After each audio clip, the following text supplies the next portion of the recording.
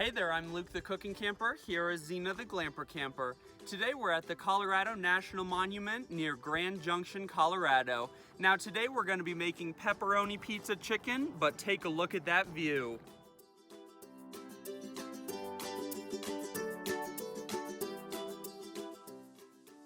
This pepperoni pizza chicken is very simple and very delicious. We'll just need a few ingredients. We've got 2 chicken breasts. We've got some creamy melt sharp cheddar cheese and low moisture mozzarella cheese, some pepperonis, and then we also have black pepper and hot Hungarian paprika. Let's get started. Now first, we're just going to take some of our spices and we are just going to sprinkle them on each chicken breast. Then we're going to put these down into the skillet, seasoned side down. And once that starts to get cooked, you're gonna sprinkle the rest of the seasoning onto the other side of the chicken. Now when I am cooking this chicken, I do like to put a lid on it, just so it cooks through the chicken a little bit faster. Now you'll cook it for probably about 3 to 5 minutes on each side.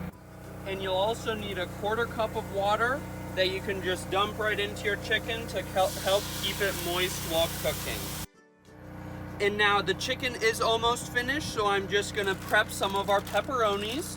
Now for 2 breasts, I am going to use 8 pepperonis, but I do have a good tip.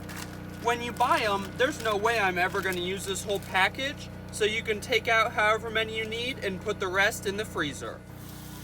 Now once the chicken has reached 165 degrees, you're just gonna take the cheese and put it right over the breast. And then on top of that, we're gonna pop the pepperonis. And now you just put the lid back on until the cheese is melted. Well, this looks delicious. We can't wait to eat it. We hope that you try out this recipe. Give us a like, a comment, and subscribe. And we hope that you can enjoy nature and food as much as we do.